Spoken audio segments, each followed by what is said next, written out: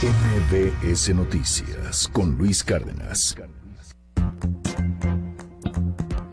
Javier Corral, gracias por la comunicación. Perdón, ahora sí creo que ya te escuchamos. ¿Nos escuchas? No sé si ahora sí ya Perfectamente. No, ya perfectamente. Ya arreglamos esto que estaba fallando. Oye, nos decías, ¿de qué se trata todo esto? Es una controversia constitucional y bueno, pues tú has tenido declaraciones fortísimas con la Corte, en donde dices esto puede ser, pues a final de cuentas, una especie de solapamiento. Alguien, la Corte concretamente, podría estar solapando tranzas a Peña Nieto. Cuéntanos, Javier. Nosotros hemos hablado de un amparo buscado, disfrazado de controversia constitucional, porque la controversia constitucional es un instrumento legal que está reservado para resolver conflictos constitucionales serios, dignos, trascendentes para la estabilidad política, democrática de las instituciones de nuestro país, y no para saber si un funcionario público es investigado o perseguido por cometer un delito durante su encargo.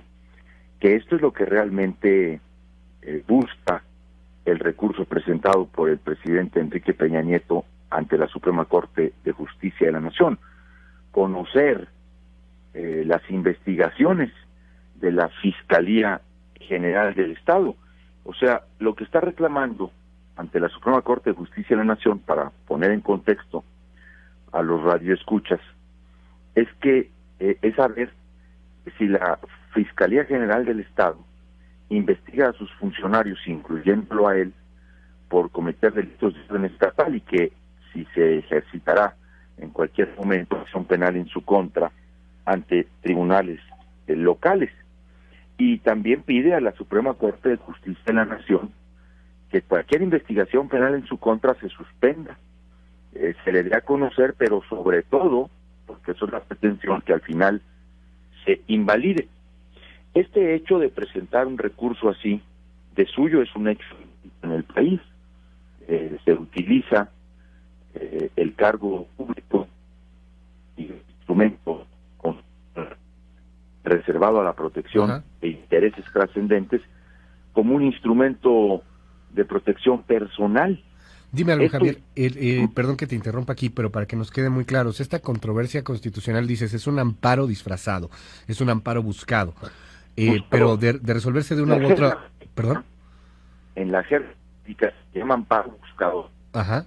Al amparo que presentan algunas personas ante jueces federales para solicitar investigaciones a los ministerios públicos locales o federales en torno de supuestos hechos que se les investigan.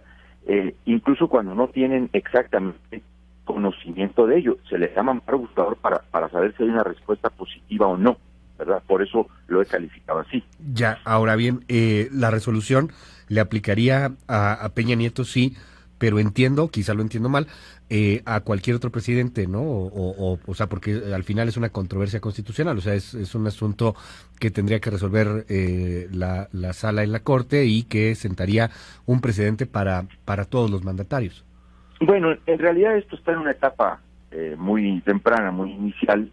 No sabemos qué vaya a resolver el Pleno de la Suprema Corte de Justicia de la Nación, y por supuesto que creemos que ahí hay una mayoría, por no decir, supongo, en un asunto como este hay una mayoría calificada, no esté de acuerdo con lo que se acaba de hacer. ¿Por qué?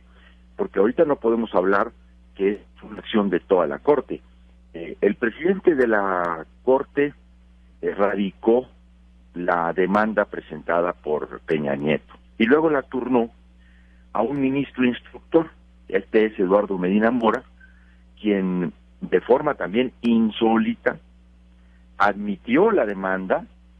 Yo digo que enterrando su formación de jurista, al olvidar una controversia constitucional se reserva solo a órganos públicos por una posible afectación, ¿verdad?, de su esfera competencial, y no a particulares que se sienten afectados, tienen miedo o temor de estar involucrados en la comisión de un delito.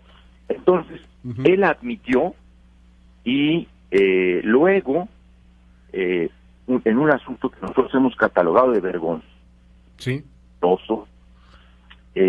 concedió la suspensión de los actos reclamados por Enrique Peña Nieto, es decir, resolvió suspender toda investigación seguida en su contra o de cualquier funcionario de su administración hasta tanto se resuelva en definitiva la controversia constitucional. Independientemente del tema de si Medina Mora está o no está pagando un favor político, que de fondo es muy interesante, y si quieres ahorita entramos al tema, te preguntaría, Javier Corral, a ver, el asunto es que les han suspendido a ustedes en Chihuahua, pero también si Nayarit, por ejemplo, quisiera investigar a Peña Nieto por lo que pasó con Sandoval y con el fiscal narco que está detenido allá en los Estados Unidos, también estaría impedido si lo quisiera investigar Querétaro, también estaría impedido si lo quisiera investigar, sé que va a ser un chiste casi, pero si lo quisiera investigar el Estado de México, o sea, ¿estaría impedido cualquier estado o solo Chihuahua?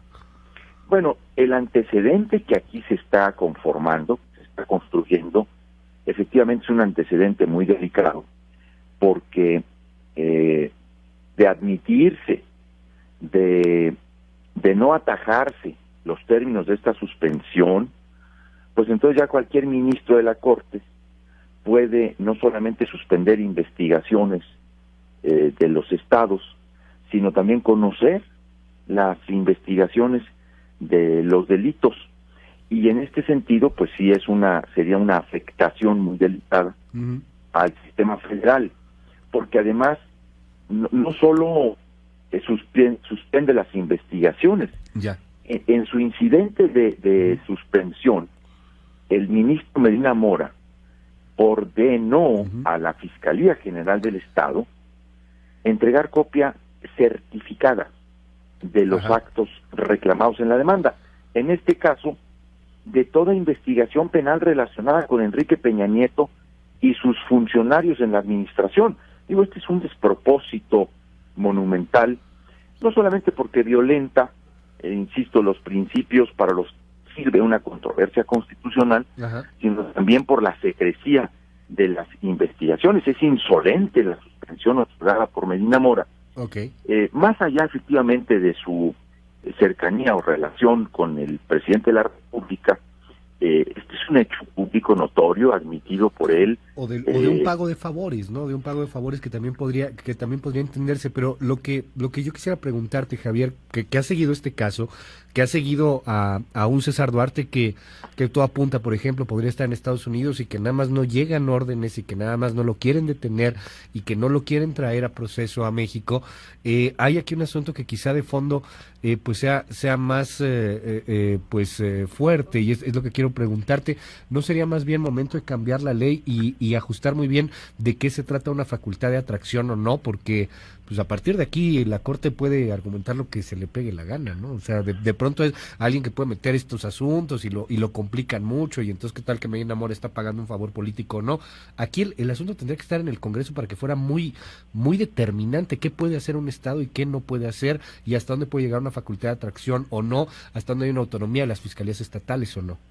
Bueno, nosotros no, que eso es lo que está planteado en la controversia. La ley es claramente expresa al delimitar las funciones del Ministerio Público Local y las del Ministerio Público Federal, distinguir los ámbitos de actuación de ambos ministerios. No hay duda de que las fiscalías locales se encargan de investigar los delitos del fuero común, y cuando se intervienen funcionarios de carácter federal, pues se da vista al Ministerio Público Federal. Ahí hay una claridad desde hace mucho tiempo en términos de esa diferenciación. Todo esto es un pretexto, esta invasión de competencias, es puro cuento. En realidad, lo que se busca no solamente es prestar la investigación o las investigaciones, sino es conocerlas de una manera ventajosa, privilegiada, y no necesitamos ir a reformar la ley. Lo que nosotros, por lo menos en la parte que a nosotros nos corresponde, que es al Ejecutivo Estatal, ya hará lo propio la Fiscalía General del Estado. Lo que el Ministerio Público de Chihuahua determine hacer en este caso, nosotros lo vamos a respetar, como por supuesto respetamos la posición que tome el Poder Judicial del Estado, el Poder Legislativo del Estado, porque es una controversia contra Chihuahua, contra los tres poderes, no nada más contra el Ejecutivo Estatal. En nuestro caso, la Consejería Jurídica va a hacer valer los recursos de impugnación dentro de este propio proceso. Javier. Nosotros tenemos confianza Claro. de que la Corte no se dejará arrastrar en esta intentona de extender el plan de impunidad transaccional ahora al ámbito de la Suprema Corte de Justicia de la Nación.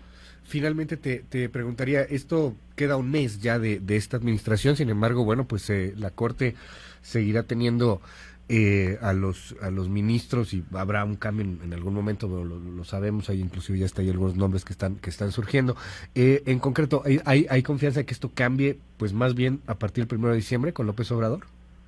Bueno, la actitud protectora de los corruptos y por supuesto el papel de la Procuraduría General de la República convertida en Fiscalía General de la Nación, pues es nuestra mayor esperanza de que haya un cambio en el país. En muchos sentidos, la elección del 1 de julio fue plebiscitaria frente al hartazgo, el cansancio social frente a la corrupción y la impunidad.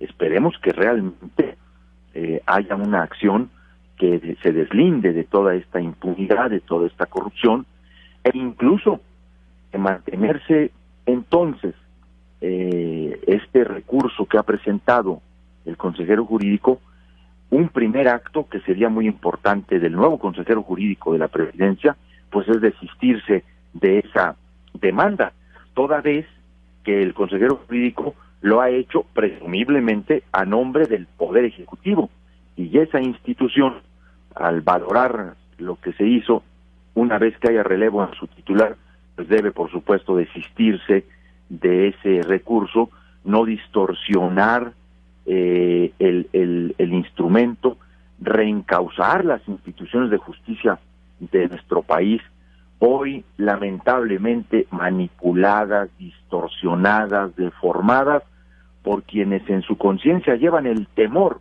de que la justicia les llegue a alcanzar, porque están conscientes de lo que hicieron.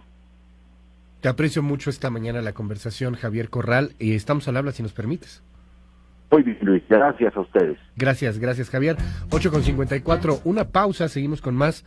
Luis Cárdenas, MX, Twitter, Facebook, WhatsApp, 5571-131337. Seguimos.